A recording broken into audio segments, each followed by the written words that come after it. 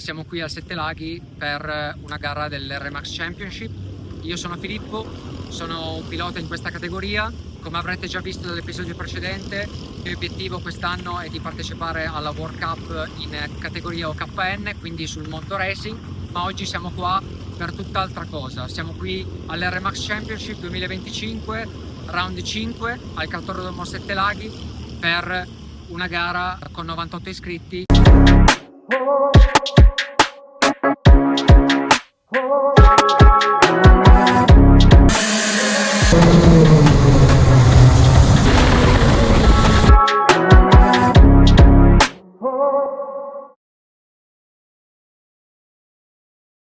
Ci troviamo al Sette Laghi, è un cartodromo storico. Questo tracciato, mi ricordo, feci una delle mie prime gare nel 2003 nella categoria EasyKart, una gara da dimenticare, un'ottima qualifica, ma purtroppo DNF al primo giro, il motore non mi partì.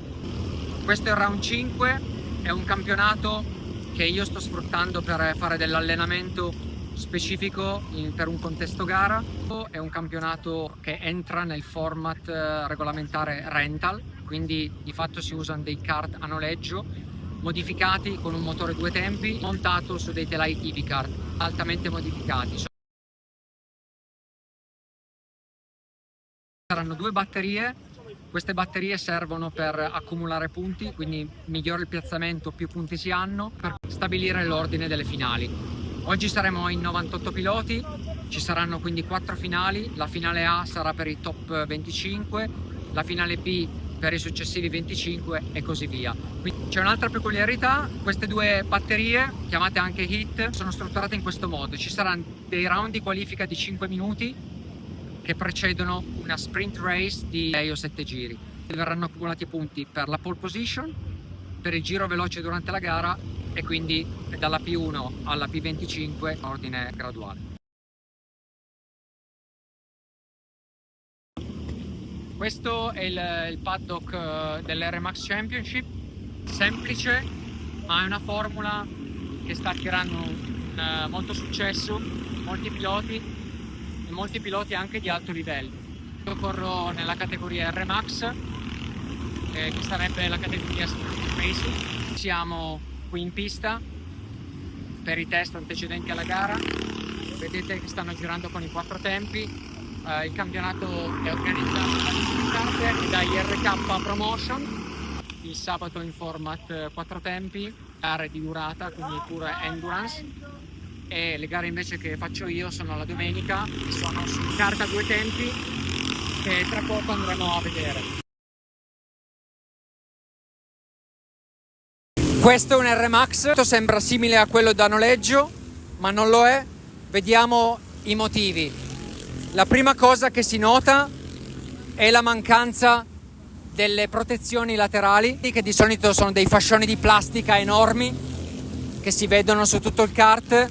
Di fatto hanno la funzione ovviamente di proteggere dai ribaltamenti e dai contatti, ma rendono il kart molto più rigido. E quindi cosa succede? Rendendolo più rigido, il kart non flette quando fa le curve, e quindi è un comportamento più simile al mondo racing che invece al mondo rental. Ovviamente parlo in termini relativi.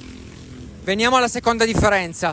Avrete notato qui Rotax è un motore da 23 cavalli raffreddato a liquido, quindi è un 2 tempi, non un 4 tempi. Veniamo alla terza differenza: un sistema di freno racing non ha il feeling che sentite quando provate un normale 4 tempi.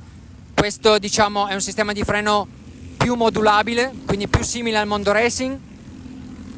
La quarta differenza è l'assale da 50, quindi l'assale è esattamente identico in dimensioni e specifiche a quello che si usa nel mondo racing. Un'altra differenza la vediamo nelle gomme. Sono sì gomme rental, ma sono gomme più morbide rispetto a quelle tradizionali. Per comparazione, i 4 tempi che vengono usati nelle gare endurance chiamate R1 sono gomme diverse con mescola più dura. Noterete anche un'ultima cosa, è la mancanza di plastiche di copertura della parte posteriore del kart, quindi queste hanno il vantaggio che alleggeriscono notevolmente la struttura e la rendono più performante. Un kart da noleggio, giusto per contestualizzare, pesa sui 150 kg, un telaio racing puro ne pesa 70. Questo vi si avvicina di più al mondo rental, però non pesa 140 kg, probabilmente ne peserà 120. Queste sono di fatto le differenze su un TB kart. Stiamo salendo sui kart per le prove libere in R-Max. Come sentite dietro di me stanno andando sia 4 tempi che 2 tempi. Ci vediamo presto con un onboard.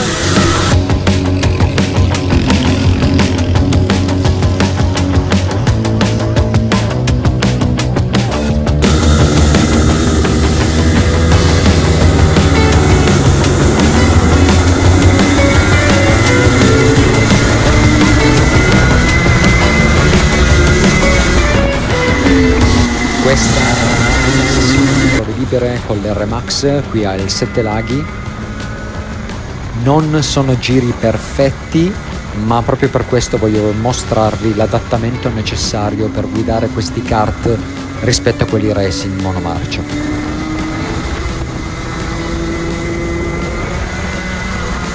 Qui oltretutto sto girando in configurazione gara, quindi con 13 kg di zavorra.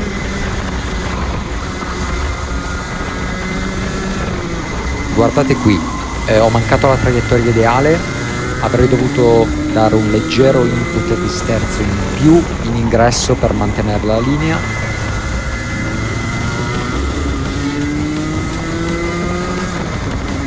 E anche qui ho allargato troppo la linea per lo stesso motivo, facendo più metri inutili. E sto ancora riabituandomi alla guida a questo tipo di kart.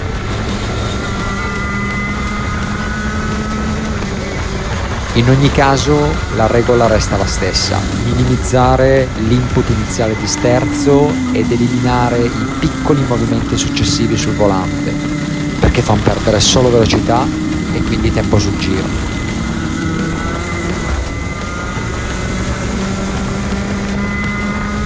A fine rettilineo si sfiorano quasi i 100 km/h e un'accelerazione laterale non lontana ai 2G, come potete vedere dalla telemetria sulla sinistra dello schermo.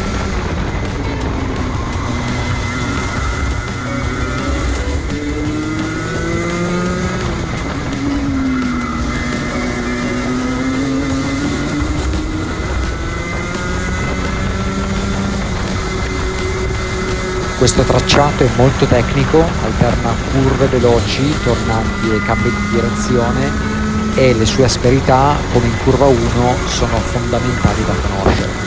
Ne parlerò meglio nel video del track walk che pubblicherò qui sul canale.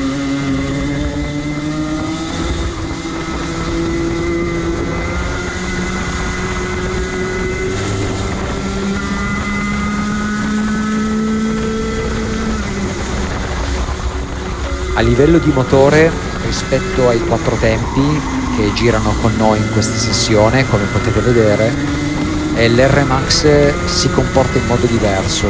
Ai bassi regimi la coppia dei 4 tempi vi aiuta ad uscire dalle curve più lente, ma nella fascia media di giri il 2 tempi dell'R-Max ha un netto vantaggio progressivo e si vede chiaramente.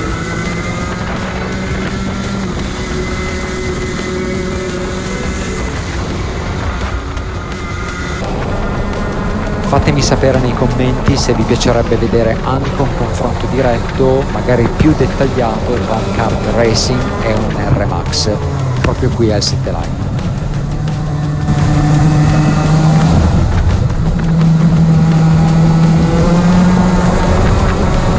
Spero che questo video perché R-Max ti sia piaciuto. Se hai ulteriori domande scrivimi nei commenti e non perderti il prossimo video della gara. Ciao!